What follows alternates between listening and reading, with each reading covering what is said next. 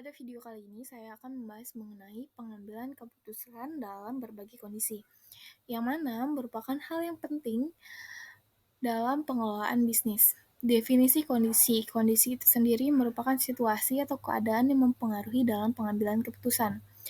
Pentingnya dalam memahami kondisi ini penting untuk menentukan langkah yang tepat dalam pengambilan keputusan, yang mana kondisi itu dapat memberikan peluang atau dapat menimbulkan resiko terhadap pengambilan keputusan.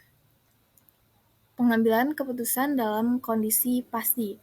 Pengambilan keputusan dalam kondisi pasti adalah pengambilan keputusan yang dilakukan ketika informasi yang diperlukan untuk membuat keputusan tersebut tersedia secara lengkap dan pasti. Dalam kondisi ini, keputusan yang dibuat dengan menggunakan aturan atau prosedur yang telah ditetapkan sebelumnya. Keuntungannya dalam pengambilan keputusan dalam kondisi pasti adalah memungkinkan pengambilan keputusan dengan keyakinan dan tanpa keraguan. Contohnya, membuat keputusan berdasarkan kesepakatan yang sudah disepakati. Pengambilan keputusan dalam kondisi tidak pasti, yaitu pengambilan keputusan yang dilakukan ketika informasi yang diperlukan untuk membuat keputusan tersebut tidak tersedia secara lengkap atau pasti. Dalam kondisi ini, keputusan harus dibuat dengan perkiraan kemungkinan hasil setiap alternatif keputusan yang tersedia. Dalam pengambilan keputusan yang tidak pasti, kita harus melakukan eksplorasi, yaitu penjelajahan berbagai kemungkinan dan dampak dari setiap keputusan yang diambil. Kemudian kita juga harus menimbang resiko dan keuntungan. Terdapat resiko yang harus dihadapi, namun juga peluang untuk mendapatkan hasil yang menguntungkan.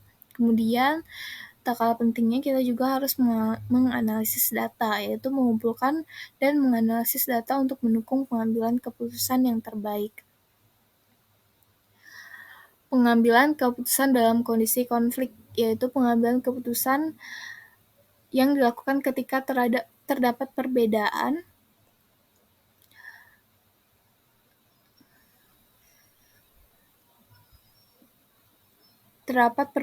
pendapat atau tujuan antara dua atau lebih pihak yang terlibat. Dalam kondisi ini, keputusan harus dibuat dengan mempertimbangkan kepentingan semua pihak yang terlibat. Dalam mengambil keputusan dalam kondisi konflik, kita harus mengadakan negosiasi untuk mencapai kesepakatan untuk memuaskan semua pihak. Dalam hal ini, peran pemimpin yang bijaksana dan memiliki keterampilan komunikasi yang baik sangat diperlukan dalam kondisi ini. Yang selanjutnya adalah pengambilan keputusan dalam kondisi tidak menentu. Kondisi di mana ketidakpastian besar mengenai hasil keputusan yang mungkin terjadi.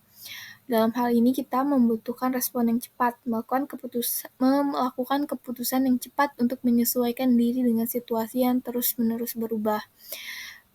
Juga kita harus melakukan adaptasi, yaitu membuat keputusan yang fleksibel dan mampu beradaptasi dengan perubahan yang terjadi. Selanjutnya, pengambilan keputusan dalam kondisi resiko, yaitu keadaan di mana outcome keputusan memiliki kemungkinan resiko. Yang harus kita lakukan adalah mengidentifikasi resiko yang mungkin timbul dengan melakukan analisis terhadap pilihan yang ada.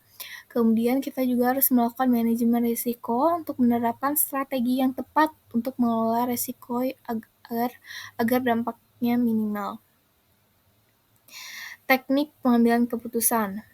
Kita dapat melakukan brainstorming, mengumpulkan berbagai ide dari anggota tim untuk menemukan solusi yang terbaik.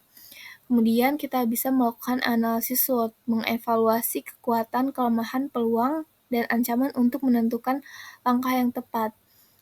Yang selanjutnya kita dapat melakukan analisis pro dan kontra, membuat daftar manfaat dan kerugian dari setiap pilihan untuk membantu pengambilan keputusan. Yang terakhir, kita bisa membuat pohon keputusan, menggunakan diagram pohon untuk mengembangkan konsekuensi dari setiap pilihan yang mungkin diambil.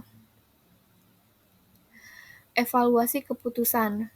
Dalam mengevaluasi keputusan, yang pertama kita mengukur hasil, melakukan evaluasi terhadap keputusan yang telah diambil. Yang kedua, kita melakukan perbaikan, menemukan cara untuk memperbaiki dan meningkatkan keputusan di masa mendatang. Yang ketiga adalah pengalaman. Menggunakan pengalaman dalam pengambilan keputusan untuk situasi yang serupa. Keputusan yang efektif itu adalah keputusan yang berdasarkan informasi yang akurat, mengumpulkan informasi yang akurat dan relevan dalam pengambilan keputusan. Kemudian adalah keputusan efektif itu juga harus konsisten dalam mengikuti proses pengambilan keputusan yang telah ditentukan. Dalam mengambil keputusan yang efektif, kita juga harus partisipasi, melibatkan orang-orang yang memiliki pengetahuan dan perspektif yang berbeda dalam pengambilan keputusan. Dan juga kita harus fleksibel, siap untuk beradaptasi dan mengubah keputusan jika diperlukan. Tantangan dalam pengambilan keputusan. Yang pertama adalah ketakutan akan kesalahan. Ketakutan akan kesalahan dapat menghambat pengambilan keputusan. Yang kedua adalah tekanan dan waktu terbatas.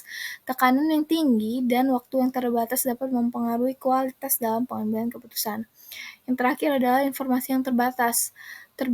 Tersedianya informasi yang terbatas dapat mempersulit pengambilan keputusan.